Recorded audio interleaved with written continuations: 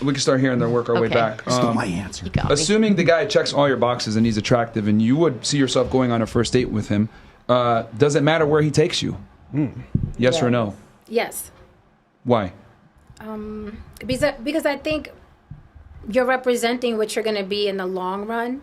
I don't do like the coffee date. I don't like dates that are basic, unimaginative. You don't have to take me to, you know what I mean? You don't have to take me to the most expensive restaurant, but you should think about it. I don't like a man that looks like he's just playing numbers. Okay. Like, you know. Assuming you find the guy Chili's attractive. is okay. Say again? Applebee's? Chili's? Oh, I hate Applebee's.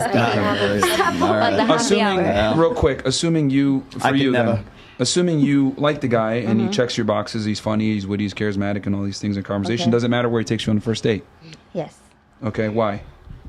Well, if you're talking like restaurant-wise, no, not necessarily. But I just don't like to be like hanging out in the front seat of a fucking car. Okay, assuming it's not him telling you to come over to his house or let's hang out, Nothing sketchy, just doing something strange that puts you in a safety To situation. be completely honest, not really. Okay, then it doesn't matter. No. Yeah, let me make sure I add that caveat. If he's attractive and you find everything about him to be up to standard, etc., and he invites you on a date and it's nothing weird where your safety is at risk, doesn't matter where he takes you. I definitely don't think it does. Okay. What about you? I do. Okay, why does it matter? I like an adventure and I like something, exciting. Okay. All right, what about you? So it's not a deal breaker, but I'm taking notes. For example, I had that exact situation happen a few weeks ago. A great guy took me to Benihana, which was fun and cute, not super expensive, and it was not a deal breaker. But it told me a little bit, I think, about maybe his socioeconomic status or his level of investment in me or what kind of, restaurants he likes to frequent. And that indicates to me lifestyle compatibility. So it's not a deal breaker, but I'm taking notes. Yeah, you bougie, huh? Sorry? You're bougie. I mean, you're a matchmaker, so you understand the male perspective. Wouldn't it be fair to say that a lot of women go out for certain experiences and that's a screening tactic to get rid of women that are there just for an experience versus to get to know the guy? I certainly, from a man's perspective, could see that. If a man does not want a gold digger, he might test her that way. Yeah. But from a woman's perspective, it's a test too. Because I want to see how much you want to impress me as a man. I don't think men think that deeply.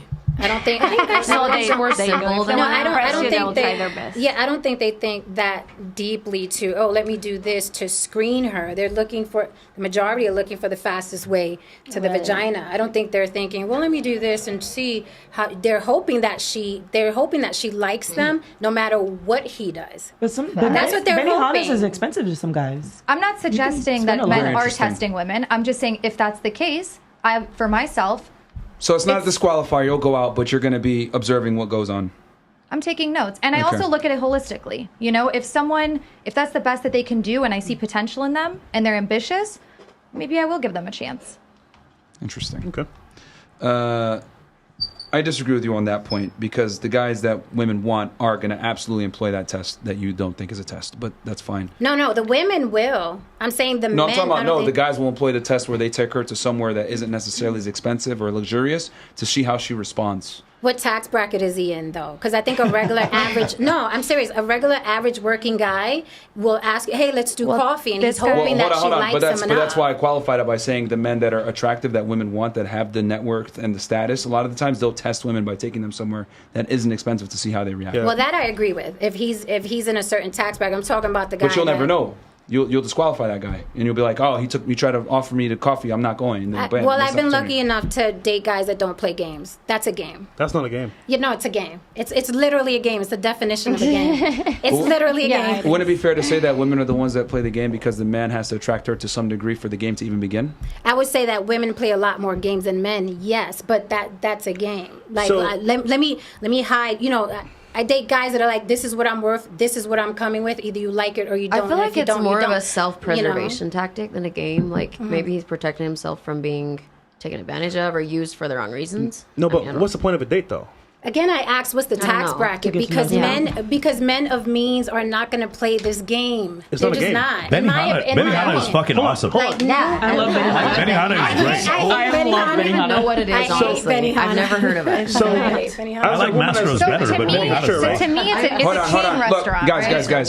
guys, right? one microphone at a time, because anytime you're speaking and there's other people speaking, it hurts the quality of the show, and the audience gets really annoyed. So if someone's speaking, please be quiet. So real quick, a date. What's the point of a date? To get to know the person. So is that a game? No, it's not a game. It doesn't have to be a game. I'm You said saying it's a someone game. that said, listen, no, I didn't say it's a game. I said someone that's pretending to be something they're not to test you, that is a game. That's like me showing up to a date. I'm showing up in a bonnet and slippers to see if he really likes me. That's a game. I'm playing a game. The point That's a is game. to get to know someone on a deeper level, Absolutely. right? So whether Yes. it's at Starbucks or at Fontaine Blue, does it really matter? If he's pretending that he can only afford Starbucks, that is a game, sir. That's a game. But he's not pretending He's not because he can pretending. afford both. He can afford both. No, but if he's doing it with the intention to test her, that is a game. It's simple math. No, I Yeah. understand that, but what I'm saying is that women play the game too. Absolutely. Okay, so for someone to play chess with you, you need an opponent, correct? Yes. So therefore, women play the game, so men play the game as well. It's just that women don't like it when men play the game as well, if not better than themselves. That's why Well- women don't like that. But I mean, it doesn't matter to me. Like women and men, it's not gender specific. Women and men play games. Yeah, but women Yeah. play games the majority of the time. It's just that very few men can actually compete and play the game back, and better yet, at them. I agree with that as well. So what I'm saying is that, like, the reason why guys will employ a tactic like that, especially high net worth individuals, because I know them and I know that they do this, is because there's a lot of vulturous women out there that are just looking for a bag or looking to get an experience, etc. So let me test this chick. Let's go to get some coffee and see how she responds. And if she says, "No, I'm good. I don't want that." Fuck you. That's how they move. But you know, men of means are not a monolith, because I know wealthy men as well, and they're like, hey, I don't give a damn. I want someone that looks good on my arm. You got a six pack. You got a nice round booty. I'm good with that. I know you're here for the money, and I'm here because you look good. Then they're just smash. And that's an L for you as a female anyway. What's not an L if all she wants to do is smash? There's this theory that men don't just that women don't just want to smash. Newsflash, guys, lots of women just want to smash, and they want a guy that's going to take them to really nice places while they're smashing. I want to smash. Because here's the thing. The majority of men aren't running rampant looking for wives. The majority of them are looking to smash. So women are like, I don't mind smashing, but I'd rather smash after Nobu than after Starbucks. Yeah, but so you just defeated your own argument, because women treat sex as a value loaded exchange, not an equal value exchange like you're trying to say. It's not an equal value exchange. It's I need something in return for the sex, and a lot of times that means I need more energy and effort than I put in to get the sex. What I'm saying is that, cool, that guy could put that effort in or whatever, and if he has the means and the money to do so, but you're just going to be put in a sex only category and never get the relationship that you want. Right, but that's, again, women are not a monolith. Some women don't care. A lot of women don't care, especially today. Most women want a long-term relationship with a man of substance to some degree. The recreational sex is there's always a time clock on it.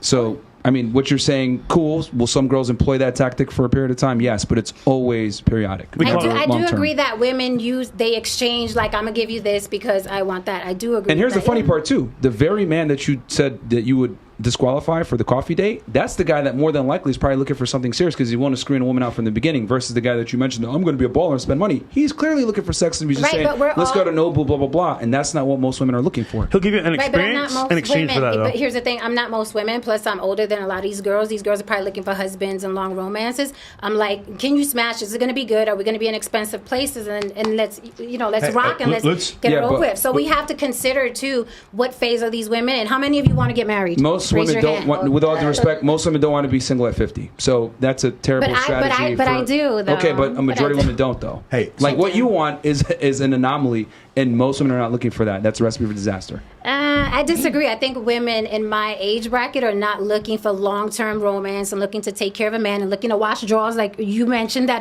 Jen, have Hershey streaks Jen, in them. You think that most women want to be single at 50? At my age, I think we're pretty much... No, but you're starting at your age. I'm saying most women in general. Ladies, raise your hand if you want to be single at 50. No. Most of them want to get married because at this age, that's what they're thinking. You know what? That's what they're thinking in their 20s. Like I'm 46. At the course of my life, I would like to maybe get married at some point and have kids. But like to the point is like what you're saying. If you're starting at 50, yeah, for sure. But in general, these women want to get married. But that's why I just said most of these women are looking for long-term relationships and romance and what have you. Absolutely. At your guys' age, I was there. I respectfully like, I disagree want with it, you. I respectfully disagree with you with the notion that women who are childless and single at 50 are happy that way, because 1/4 of childless women regret not having kids. Okay, but I'm not childless. Okay, well, and I'm happy. Okay, well, I also work with a lot of single moms. Okay, but you don't work with me. I understand. But you're making blanket statements. Okay. So I'm gonna. Well, you can I'm say, gonna here's the retract- thing. On my podcast, On the Block with Jen, I literally hold up a sign, some, not all, to make everyone comfortable. Because I make a blanket statement and everyone says, hey, but, that's not all women. So I literally hold up a sign that says some, not all. Well, you did make a blanket statement about women your age being very happy and wanting to be single. No. I said I'm happy. And I'm single. I said a lot of older women are not worried about the things that younger women are worried about. When I was that age, I was thinking that way. That's okay. I hear that, but that's not what you said. What I heard you say was women who are 50 or at your age do not want to be single. Right? I heard that you said you want, and I disagree with that point. You're saying most women at 50 want to be single. Most older women, they're filing for divorce, right? Because they're tired of taking care of men. Absolutely, yes. Okay, and they're that's depressed. a different Okay, I think we've conversation, established that most women are not like you. Okay, you're one special unicorn here at the end of the fucking table. Can I bring up something? I should also point out the fact that just because it's affecting you does not mean you are the banner wearer for all women. I totally agree. It's not the majority. Right. Most women who are pushing 50 right now, they're in menopause right now. Okay. So let's just, they do not look like you. They do not live the same lifestyle as you. Agree. Again, walk from the TSA at Las Vegas airport, go to your gate, and look at the people on the way. Put your phone away. That's the average person, not you. That's the average person. Let me say something real quick.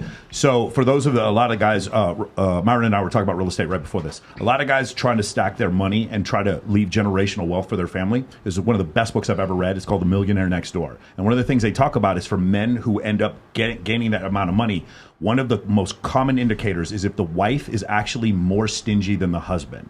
So looking for if I want generational wealth, having a woman who ends up being a sieve on my finances is not the way to do it. So me wanting to find a woman who's more stingy than I am, which I have one now, that's actually a huge plus for me. And I still want to take care of her. I would spend more money on her if she wanted me to, but I don't because she's more stingy than I am.